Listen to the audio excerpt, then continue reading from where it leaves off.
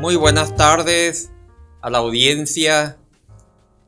Más un programa que tenemos es Derecho y Sociedad Construyendo Ciudadanía.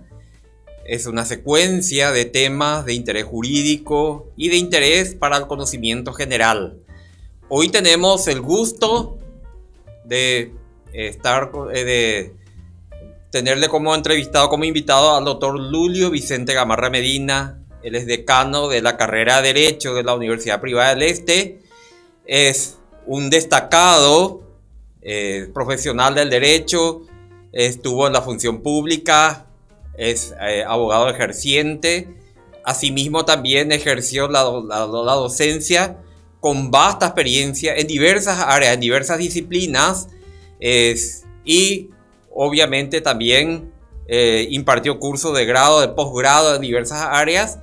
Es doctor en Derecho, justamente en Derecho Internacional Público, y ejerce la cátedra de Derecho Internacional Público y Derecho Procesal Penal actualmente este semestre, lo que hoy día nos va a servir de relevancia para el tema que tenemos hoy, es de Derecho Internacional Público. El doctor Lulio Gamarra ejerce la cátedra de Derecho Internacional Público y todo ese conocimiento, ese bagaje de conocimiento va a vertirnos hoy en un tema de contexto, un tema actual que es de sumo interés para la comunidad. ¿Quién les habla? Carlos Galeano, director del CIDUPE, como ya me presenté en versiones anteriores del programa. Perfecto, entonces tenemos el problema de Oriente Medio.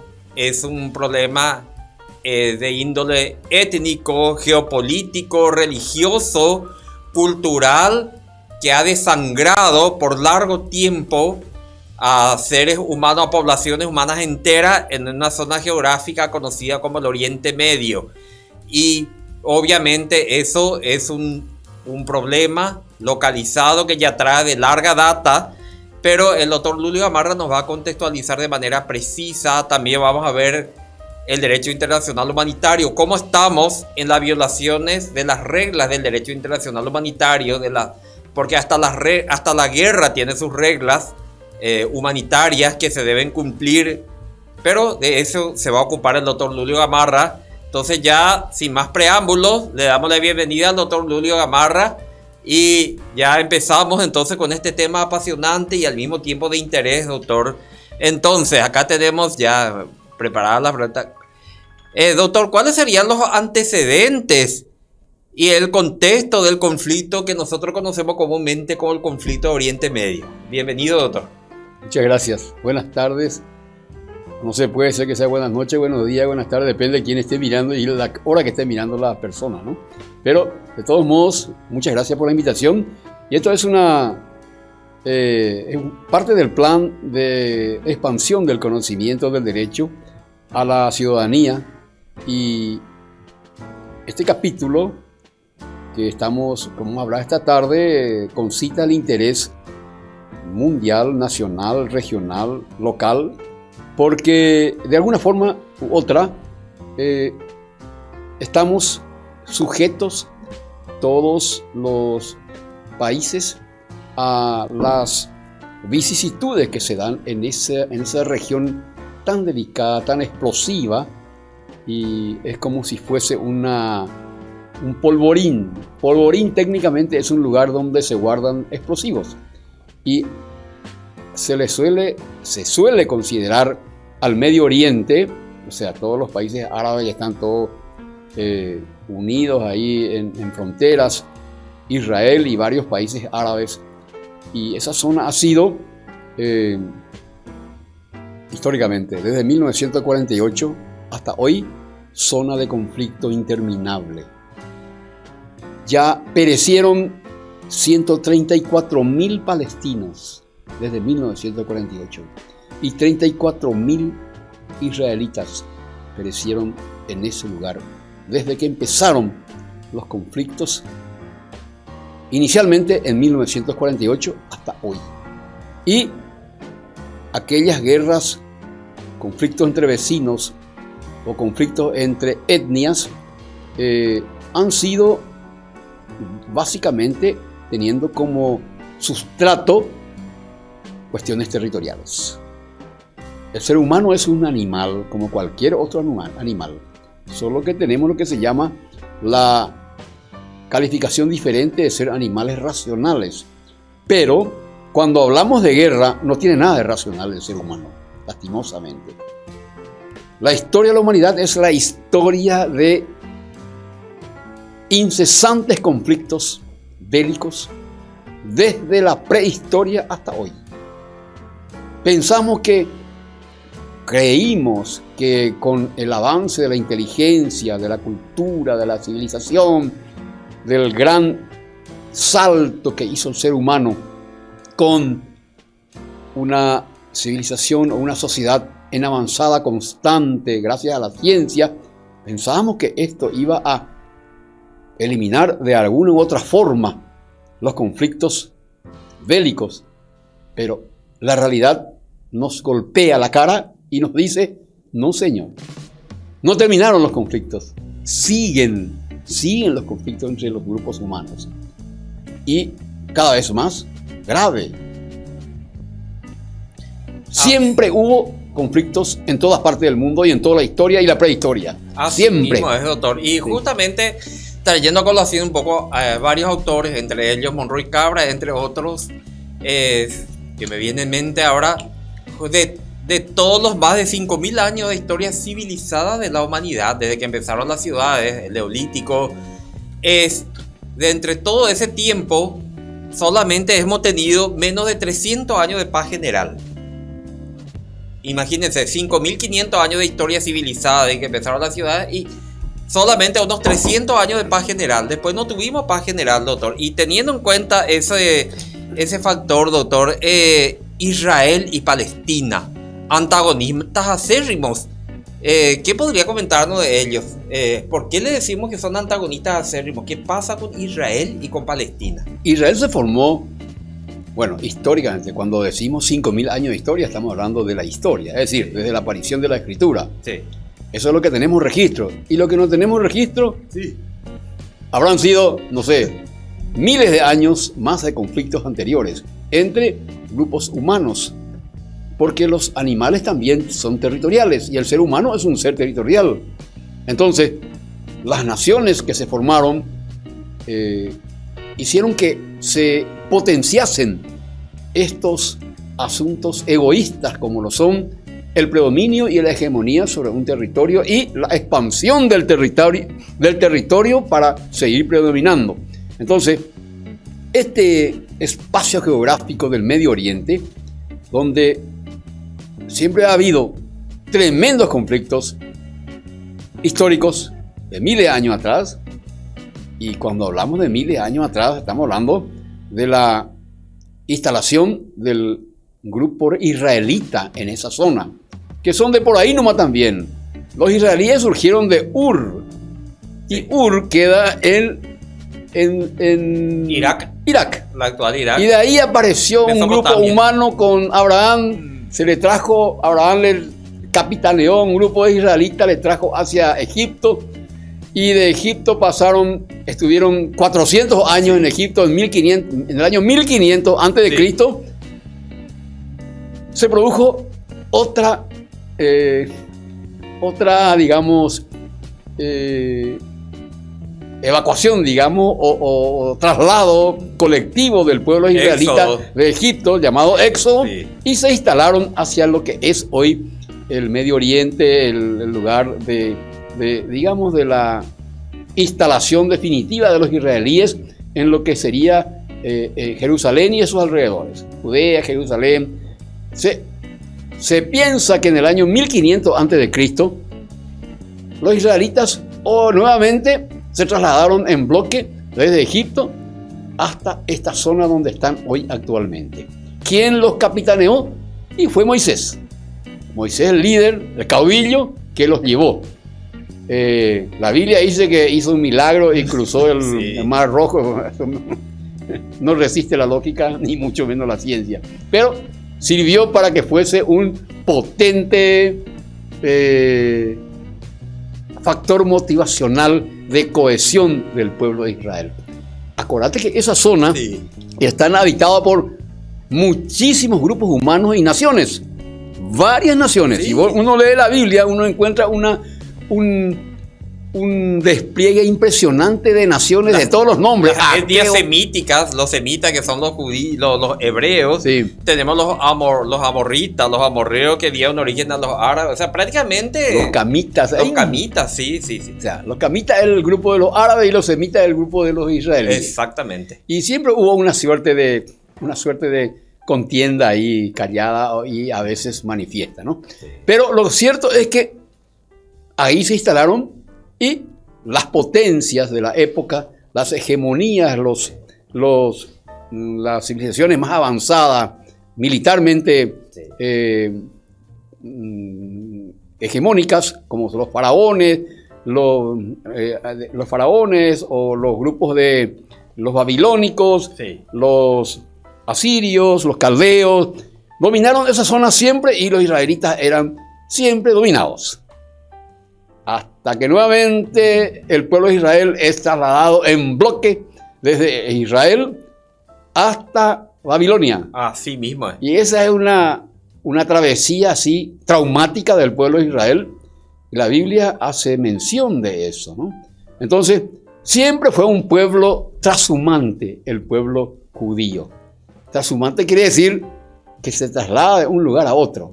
Abraham a Egipto, de Egipto con Moisés, el grupo de Israel hacia Babilonia, que es cerquita, por ahí nomás también. Sí, así mismo. A unos 500 kilómetros nomás que le llevaban todo.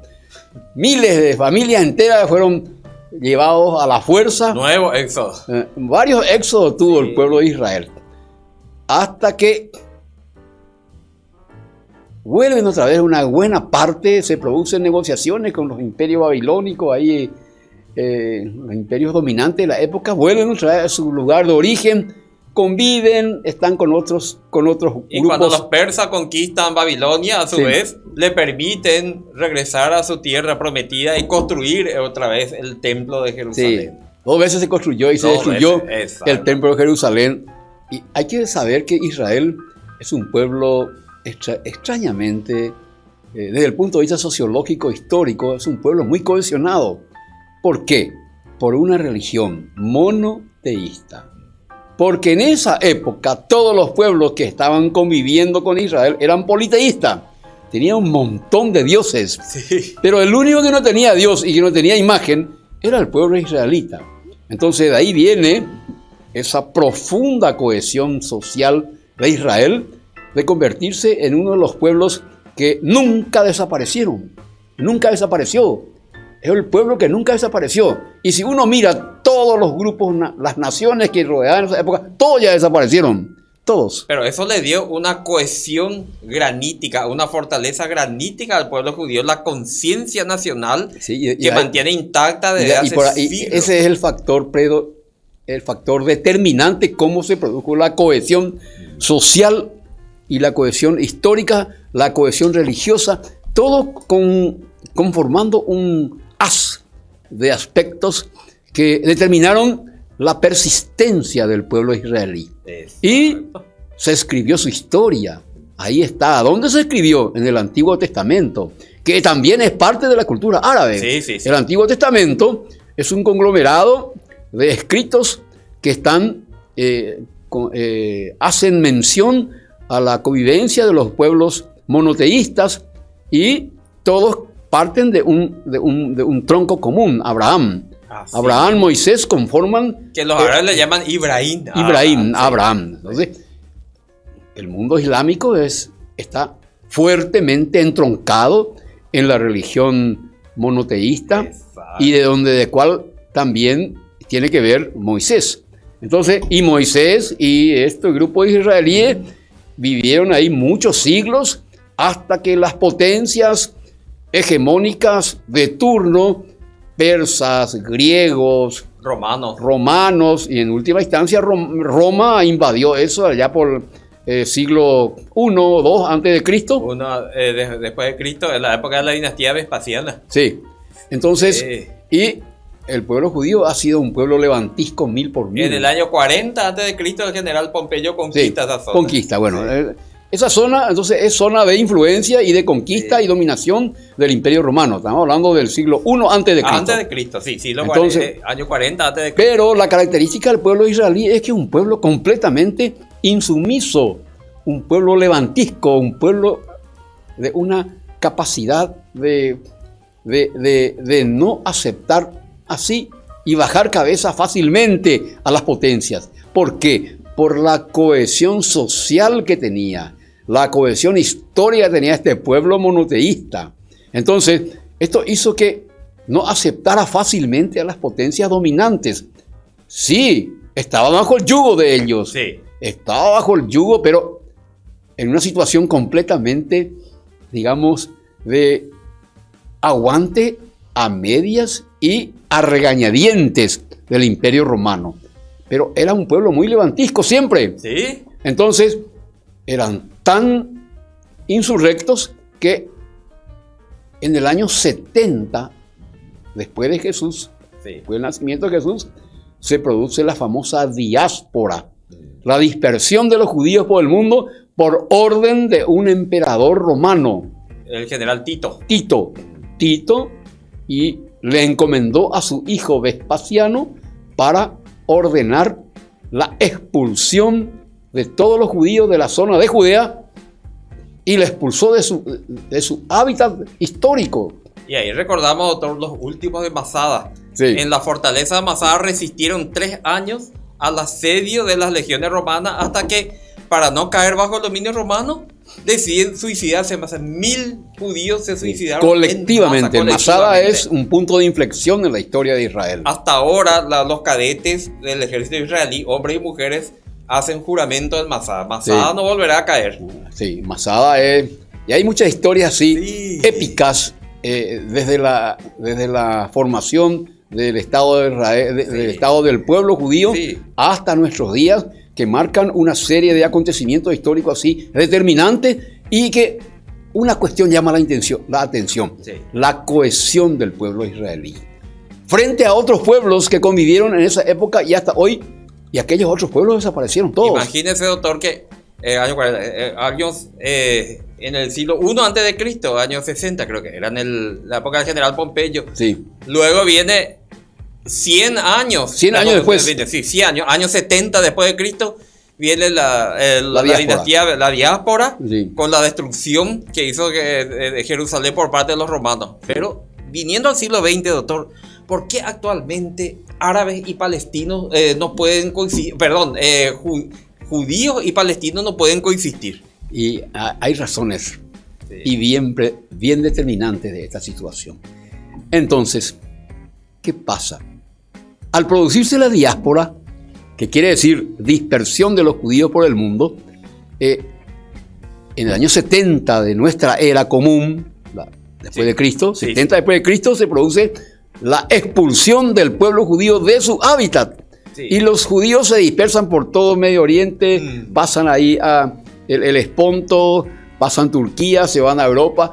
De Europa recorre todo, por todos lados hay gente israelita, pero en ninguna parte se han mezclado con los lugares o las naciones con que les daban refugio o les daban la protección de vivir por ahí. Nunca los israelitas o los judíos jamás se difuminaron en su proceso de dispersión por el mundo. Incluso pasaron en América. Sí. Y hasta hoy tenemos comunidades judías completamente cerradas.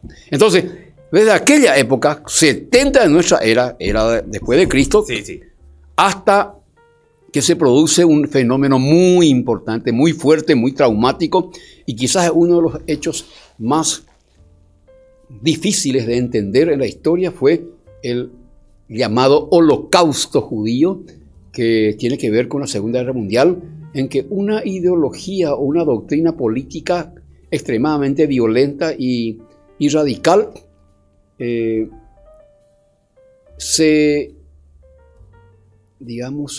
estamos hablando del nazismo, que fue absolutamente liderada por Adolf Hitler, y que este dictador violento y cruel de la Alemania del siglo XX, se tomó contra una determinada nación y lo tomó como un factor, una cuestión de ataque bien centralizado contra un grupo humano específico, y este grupo humano específico fueron los judíos para exterminarlos, casi lo exterminó a todos, por un sistema de neutralización de una nación utilizando todos los medios violentos, asesinatos, cámara de gas,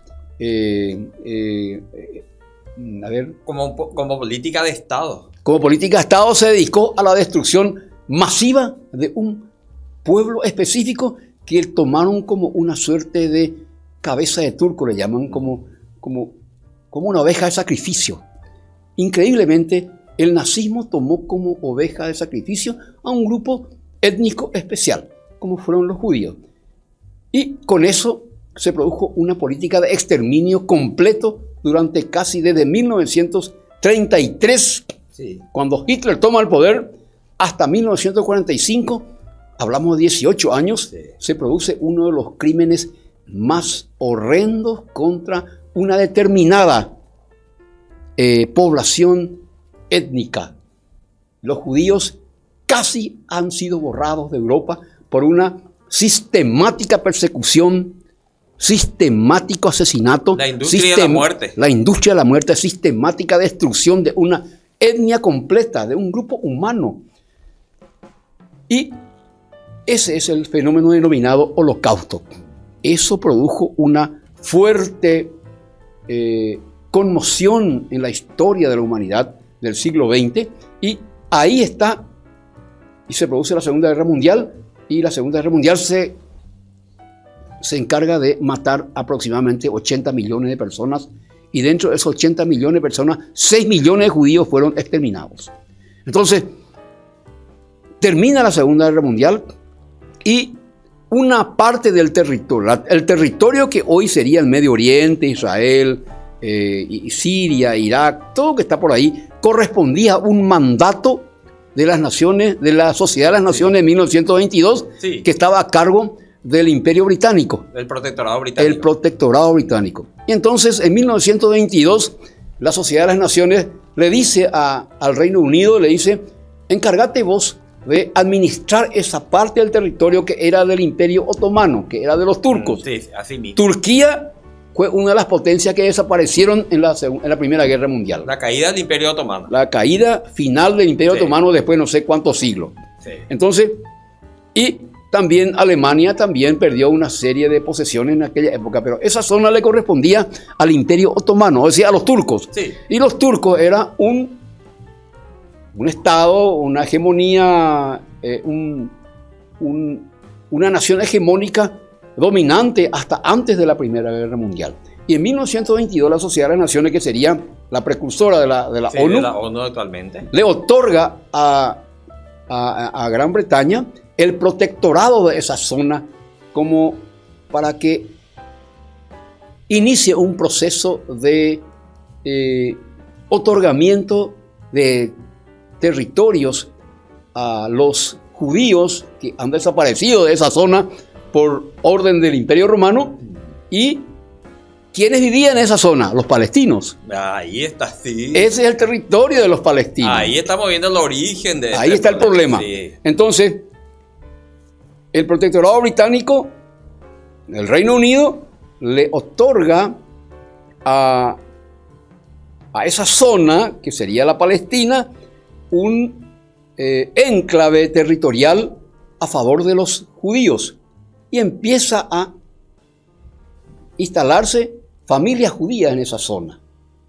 Bueno, entonces viene la Segunda Guerra Mundial, se produce la gran matanza del pueblo judío con el llamado Holocausto, y una forma de otorgarle alguna compensación histórica, las Naciones Unidas, ya en funcionamiento de 1945, en 1947, por una resolución recomienda, no ordena, sí, recomienda otorgarle espacios territoriales a ese pueblo que casi desapareció. Y fueron todos aquellos judíos repartidos por todo el mundo, se instalaron en esa zona y le otorgó, recomendó otorgarle territorio. Pero el movimiento sionista, con Ben Gurión, que fue el primer presidente, David Ben Gurión, primer presidente del Estado moderno israelí en 1947, por la fuerza, esa recomendación toma por la fuerza y toma territorio y ocupa el espacio palestino. Así mismo. Y la Palestina, ahí se produce la primera tragedia del pueblo palestino. 700.000 palestinos son desplazados de ese lugar en 1948. El 14 de mayo de 1948, el Estado judío se forma. Nace el Estado judío el 14 de mayo de 1948.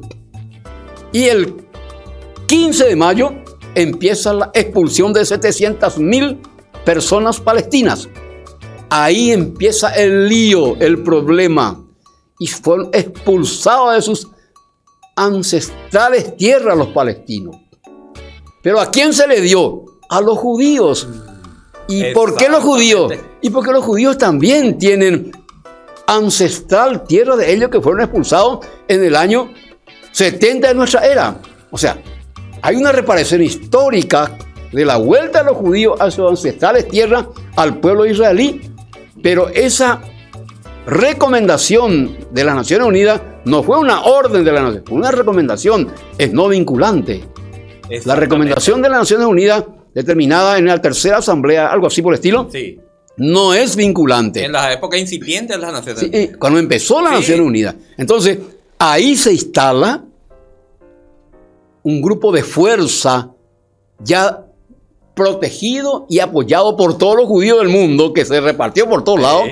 Entonces, el pueblo judío, el Estado judío nace en 1948, pero por la fuerza. Por la fuerza.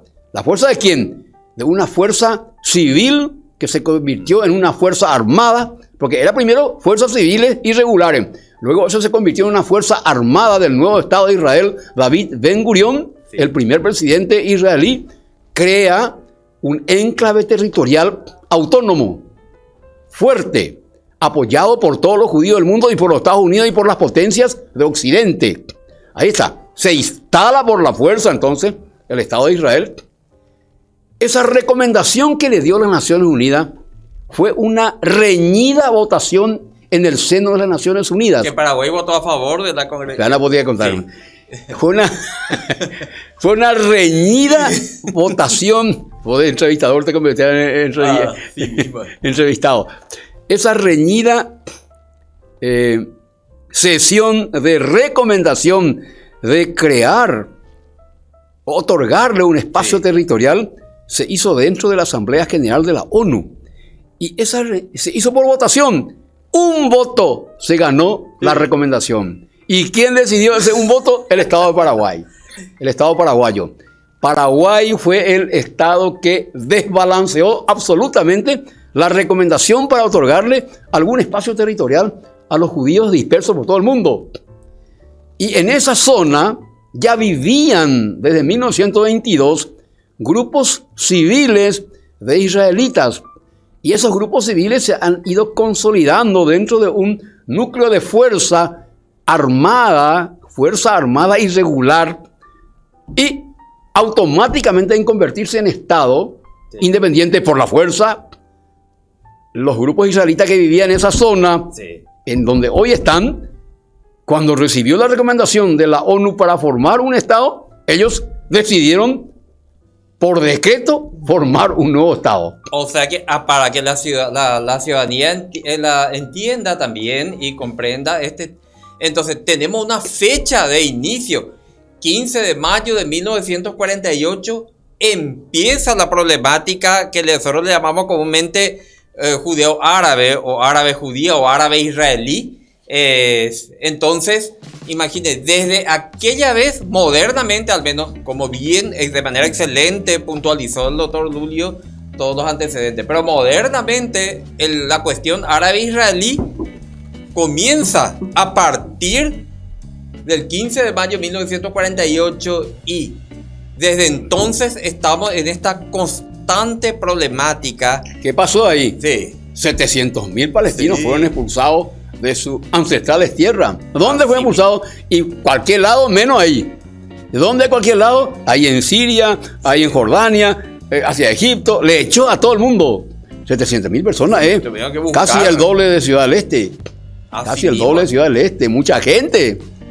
Entre Ciudad del Este y Franco, toda la población de Ciudad del Este y Franco fueron expulsados así, de un plumazo, por la creación oficial del Estado judío.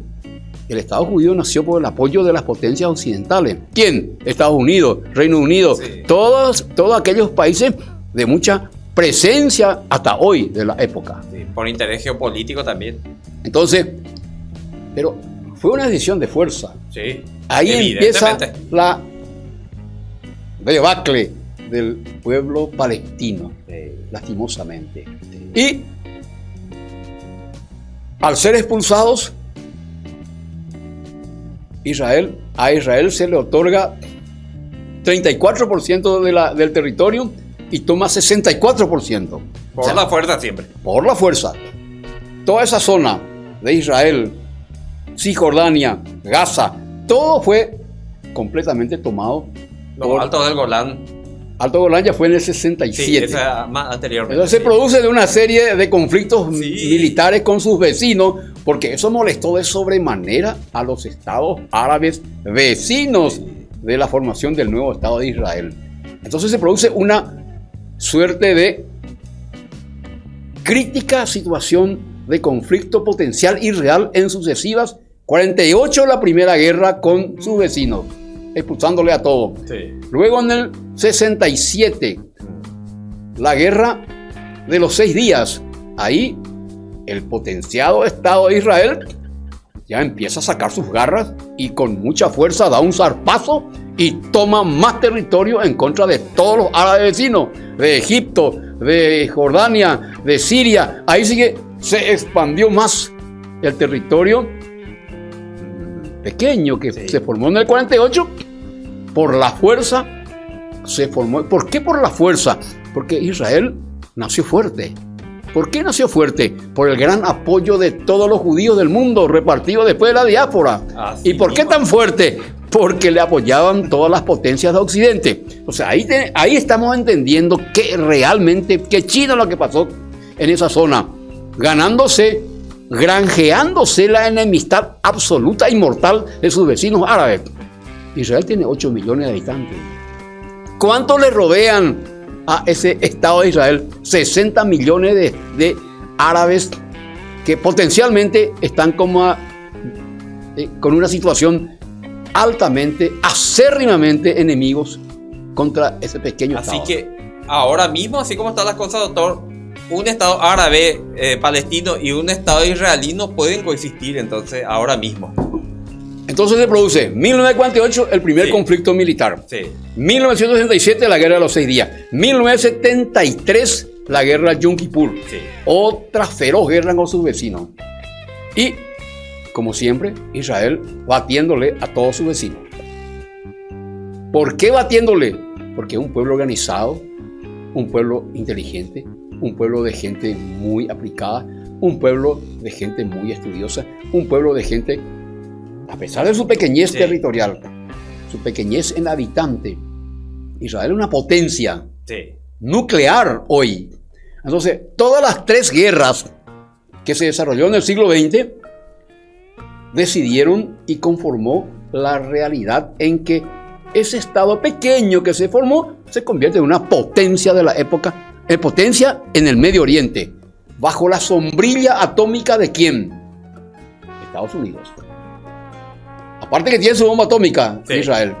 En la década del 60, 70 ya es- construyó su bomba atómica. En sí es una potencia atómica y tiene el apoyo de otra potencia. Entonces, ahí comprendemos ya acabadamente el problema que nosotros normalmente le llamamos problema árabe-israelí Sí. o la cuestión de Oriente Medio. Ahora, doctor, viniendo a la franja de Gaza, ahora mismo en honor a nuestro tiempo también, Sí. es ¿qué es lo que pasa, doctor, con el derecho? Primero, ¿qué es el derecho internacional humanitario? ¿Y qué pasa ahora mismo con el derecho internacional humanitario y la feroz contienda que está habiendo entre el Estado de Israel y la Franja de Gaza, que es la zona donde los palestinos tienen cierta autonomía? Entonces, si podemos eso explicar, doctor.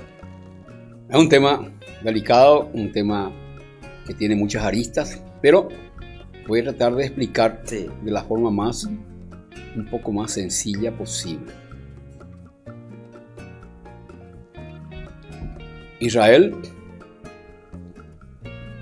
tiene 8 millones de habitantes. Sí. Palestinos que viven en Gaza. ¿Gaza qué es? Lo que sería Palestina tomó Israel, y una buena parte de Palestina está bajo el predominio militar y estatal militar de Israel. Cisjordania es una zona donde los acuerdos de Oslo de 1993, que llevó adelante Estados Unidos con la presidencia de Jimmy Carter, 93. 93, Bill Clinton. Bill Clinton. Sí, Bill Clinton. Bill Clinton hizo un gran gesto de pacificación y consiguió la pacificación después de una ronda de negociaciones en Oslo, Suecia, Sí. en donde Al-Fatah y el Estado de Israel y los Estados Unidos, bajo la mediación de Estados Unidos, Sí. se llegó a un acuerdo y se pacificó esa zona, y se pacificó también con Egipto. Con Isaac Rabin, el primer ministro Sí, de la época. Egipto, Yasser Arafat por el movimiento Al-Fatah, Sí. La Y- OLP, que conocemos OLP, también como o- Organización para la Liberación Nación de Palestina, que sería el Estado Nacional Palestino hoy, Exacto. que gobierna una buena parte de Palestina, y hay un presidente, Abbas, el apellido, Sí. un antiguo Sí, sí. amigo y colega de lucha de Al-Fatah, que era el líder de la OLP. Sí. La OLP tiene un estado que se llama Cisjordania. Sí. Esa es una Palestina Sí, Jordana. gobernada por palestinos que son, digamos, en entendimiento con Israel, Sí. que se consiguió una paz desde los acuerdos de Oslo de 1993 y se pacificó esa importante zona con estos grupos antagónicos y quedaron en estado de pacificación. Pero Gran avance en el conflicto. un gran avance, porque incluso ganaron el Premio Nobel de la Paz. Clinton ganó, Rabin, Isaac Rabin, el primer Isaac Rabin, primer ministro israelí, y ¿quién es el árabe? Anwar Yasser el-Sadat. Arafat. Anwar el-Sadat. Sí. A Yasser Arafat no le dieron porque era un guerrillero. Sí, por famoso. eso. Y acá tenemos que tener en cuenta también que seguramente que algunos de mayor edad de la ciudadanía reconocen. Este acuerdo de paz le costó la vida a Isaac Rabin, porque hay grupos fanatizados israelí, fanáticos, que decidieron acabar con él porque algunos no entendían que aquellas tierras conquistadas durante las guerras del 66, que acá tenían que ser devueltos por esos acuerdos. Bueno, lo cierto es que Palestina tiene Sí. 8.000 kilómetros cuadrados y unos 600 kilómetros cuadrados es la zona de Gaza. No están físicamente. Cisjordania es la parte de los palestinos que está en paz Sí. con Israel, Sí. que es la parte más numerosa de los palestinos. Y un poco más, y le mete una cuña territorio de Israel, del Sí. Estado judío, Sí. y a un costado está Gaza. Gaza es una fracción de territorio que tiene 40 kilómetros de largo y 10 kilómetros de ancho. O sea, 10 por 40 es la situación. Ahí viven 2,5 millones, 2,300,000 Hacinamiento. de gazatíes. O sea, gazatíes se le dice a los ciudadanos de Gaza. Y Gaza es Palestina. Sí. ¿Quién gobierna ahí? ¿Quién domina ahí? ¿Quién ganó el poder ahí? Jamás. Jamás un Estado terrorista. es un grupo terrorista. Partido político y al Un mismo partido tiempo político, una facción armada del... una facción armada terrorista por la Unión Europea y por los Estados Unidos. Sí, sí, sí. Entonces, pero de hecho son terroristas. Sí, evidentemente. Entonces, Gaza gobernado por Hamas. Y en este momento, Israel lo que hace es atacar Gaza y atacar indiscriminadamente, porque se produjo un punto de inflexión del año pasado en octubre, cuando Hamas ataca Israel, una parte del territorio de Israel, y en un día le mata a 1.400 judíos y lleva más de 200 rehenes. Fue un ataque así inmisericordia, grave, un ataque de asesinato masivo de ciudadanos israelíes. Y indefensos, muchos de ellos. Muchos indefensos. Sí. Porque atacó colonias judías que se le llama colonias, ¿cómo se llaman las colonias judías? Tiene un nombre. Sí, sí. Sí. Entonces, eso hizo Hamas el año pasado, en octubre. Y fue un ataque absolutamente de sorpresa y de muerte colectiva de ciudadanos indefensos judíos, que no le dio tiempo a reaccionar al ejército israelí. Fue tan sorpresivo el ataque, masivo, sostenido y sorpresivo, que le dejó completamente con los pantalones abajo, como se dice, al ejército israelí, que no tuvo la capacidad de reaccionar contra ellos en el momento. Y eso le dejó en un estado de odio, un estado de visceral. Visceralmente. Odio visceral. Sí, de odio visceral contra Hamas. Y todas las heridas siempre abiertas afloraron con más intensidad. Completamente. Sí. Y ahí desde el octubre hasta hoy se produce la vendetta del ejército israelí contra Hamas, que vive y domina en la zona de Gaza, que es vecino a Israel. Sí. Pero no vecino a Cisjordania. Sí, sí. Entonces, la franja de Gaza, que de aquí a Mingaguazú, sí, es Gaza, sí, con 10 kilómetros de ancho nomás. Sí. Ahí vive 2.300.000 hacinada prácticamente. Gazatíes. Sí. Y que ya estaban bien en muchas partes. Sí, materialmente. Materialmente ya estaban trabajando, porque la mayoría trabajan ahí. Trabajan en Israel. Una buena infraestructura. Sí. Y empieza la vendetta, la venganza israelí, y ataca para desmantelar completamente al ejército de Hamas, al ejército terrorista de Hamas, que es el dominante de Gaza. El problema de Hamas también, doctor, es que ellos le utilizan a la población civil como escudo. Escudo directo. Sí, entonces el problema que es en el derecho internacional público, para hacer un redondeo nomás ya, es la población civil tiene un estatus de protección total. Los beligerantes, que son las Fuerzas Armadas, tienen una protección relativa. Pero ¿qué pasa? La población civil queda automáticamente desprovista de esa protección porque le usan como debajo de colegios, de hospitales. El Hamas tiene sus cuarteles. Hamas tiene una galería de 500 kilómetros de túneles construidos bajo la roca blanda de la superficie de Gaza.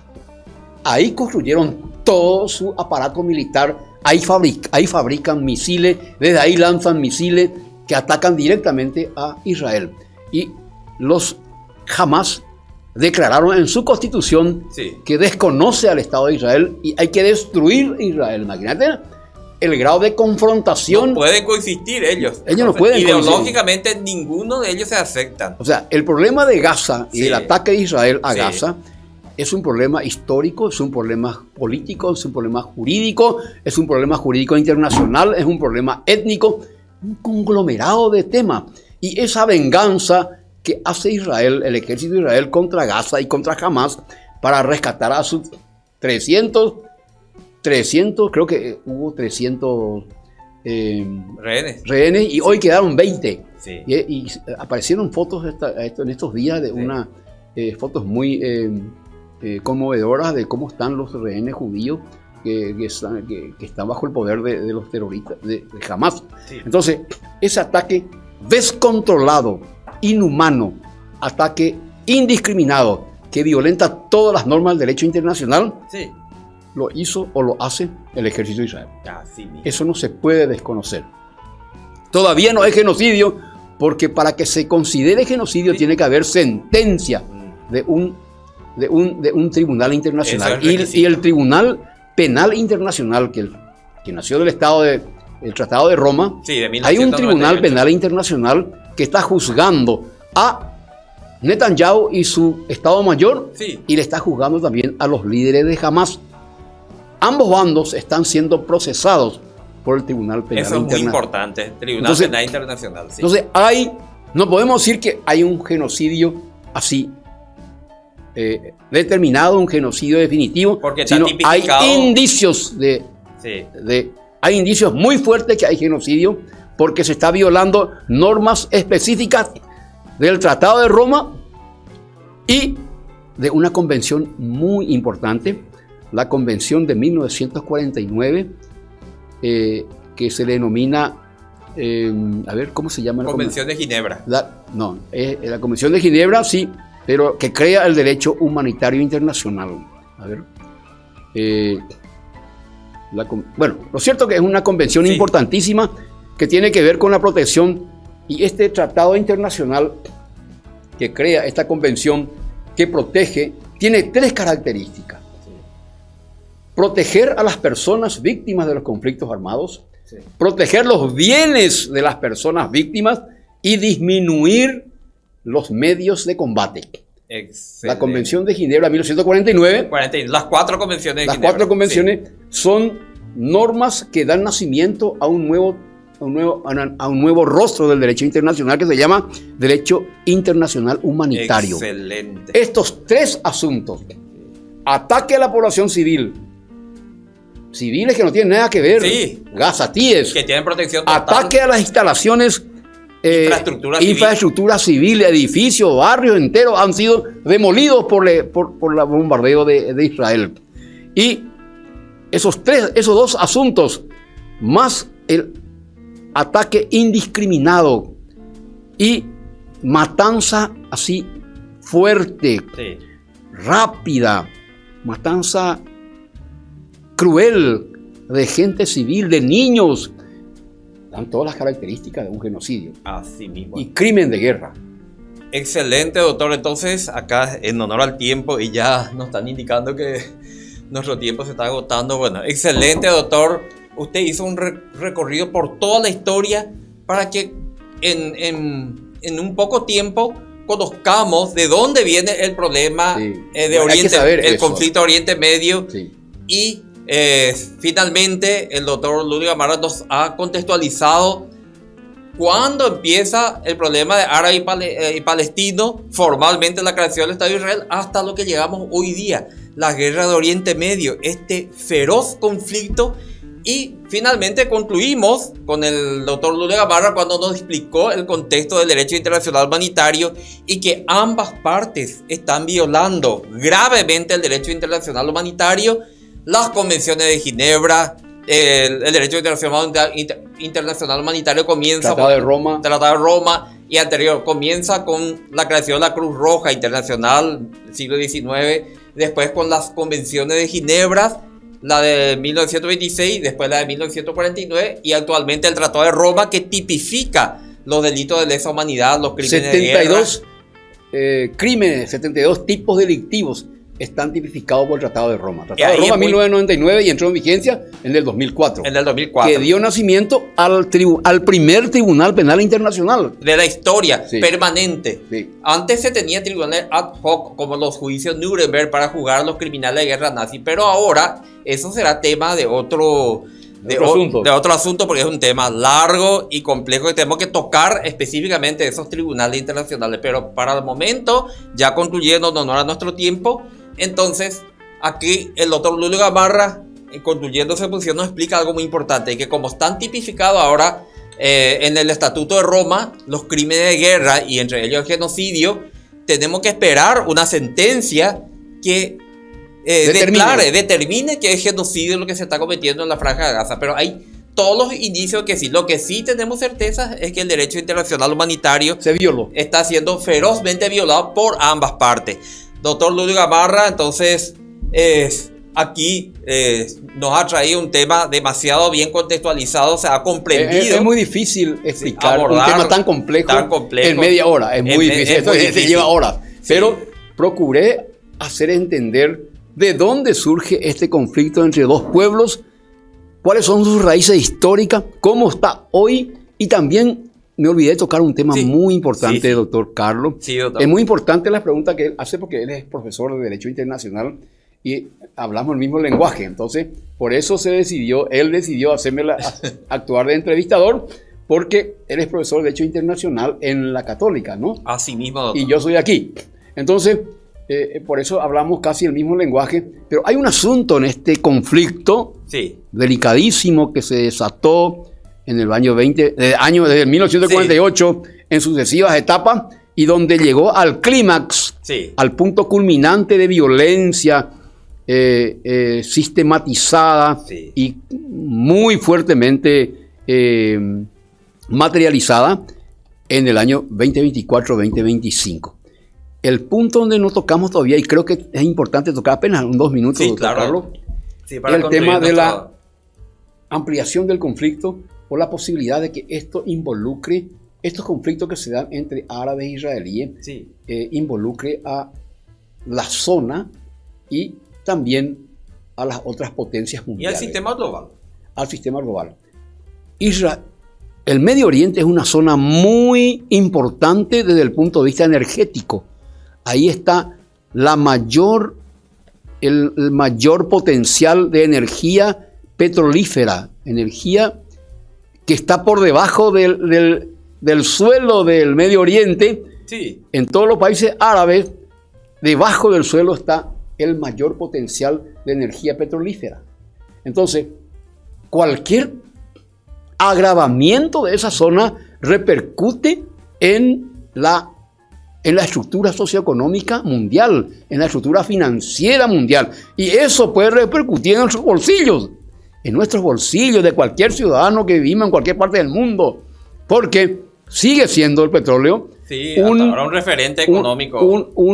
Un componente estratégico indiscutible del equilibrio mundial. Hasta ahora mueve el mundo el petróleo. Es que todo el parque automotor mundial es movido a petróleo. Barcos, aviones, camiones, ómnibus, autos, motos. Todo el parque automotor mundial depende de la energía todavía. Claro que se está buscando afanosamente las alternativas de energía más limpia, pero sigue siendo un componente estratégico decisivo en nuestro mundo.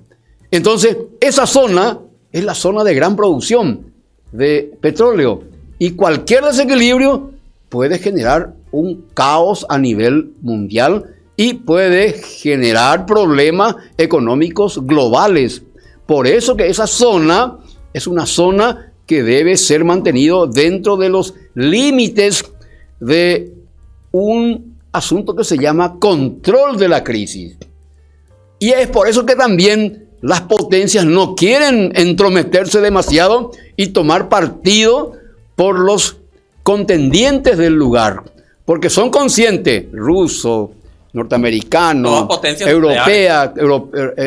europeas, no quieren complicarse mucho, y aquí se produce un conflicto entre Israel, los palestinos, Israel, los árabes, Israel a un pueblo no árabe, que es últimamente, que sacudió este año con Irán. Irán no es árabe. No es persa. Es un país persa, pero es musulmán.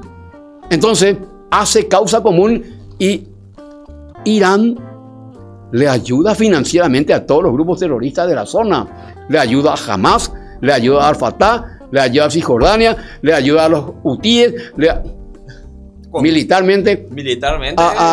¿Cómo se llama el grupo que prácticamente desapareció por un ataque así que destruyó la torre gemela? Al-Qaeda. Es decir, hay un conglomerado de enemigos mortales de Israel financiados por Irán. Y este conflicto que se desató entre Irán e Israel fue un conflicto severo, donde hubo un intercambio violento de misiles por parte de Irán, que puso en jaque al equilibrio mundial. Entonces, hay muchas cosas. Irán también es un gran productor de petróleo. Y ahí es lo que responde a nuestra pregunta, ¿cómo afecta al sistema global? Sí. Excelente, doctor. Entonces, en pocos minutos usted hizo un redondeo magnífico. Que no es tan fácil hacer, porque hay muchos componentes. Tenemos la limitación del tiempo, pero esto es un tema para muchos. Sí. Esto es una secuencia de programas. Bueno, entonces con esto damos por terminada nuestra entrevista de hoy. Esto vamos a seguir, vamos a hacer seguimiento, vamos a tener más temas interesantes que tratar, porque esto va a ser una secuencia dentro de una serie de programas y temas jurídicos y de derecho, de diversas áreas del derecho. Sí. Doctor Luis Gamarra, le agradecemos muchísimo la presencia. Yo creo que todos aprendemos de esto. Todos aprendemos. Y cuando hablaste de que varias áreas del derecho van a ser expuestos aquí en este programa, sí, en esta secuencia de programas, porque el derecho es muy práctico. Sí. Y cualquier área del derecho es importante de la ciudadanía. A toda la laboral, civil, penal, procesal, constitucional, internacional, como estamos hablando. Todos los ámbitos del derecho son importantes que la ciudadanía tiene que conocer. Por eso tiene este nombre: Derecho y Sociedad Construyendo Ciudadanía. ¿Qué quiere decir eso? Derecho es un campo del saber humano. Sociedad donde vivimos. Y el derecho se integra con la sociedad en todos los campos que vos te imaginás. La ley se mete en cualquier ámbito de la vida del ser humano, social, político, en todos lados se mete la ley. Entonces, el ciudadano tiene que saber algo del derecho que nosotros estudiamos y enseñamos en la Facultad de Derecho. Y de esa forma, cuando los ciudadanos adquieren cierta información en derecho constitucional, en derecho laboral, en derecho penal, en derecho... Niñez y adolescencia. Niñez y adolescencia, en derecho civil. Si el ciudadano está escuchando, aprende, y estamos formando ciudadanía. Por eso tiene ese nombre. Gracias por la invitación. Muchas gracias, doctor Luis Gamarra.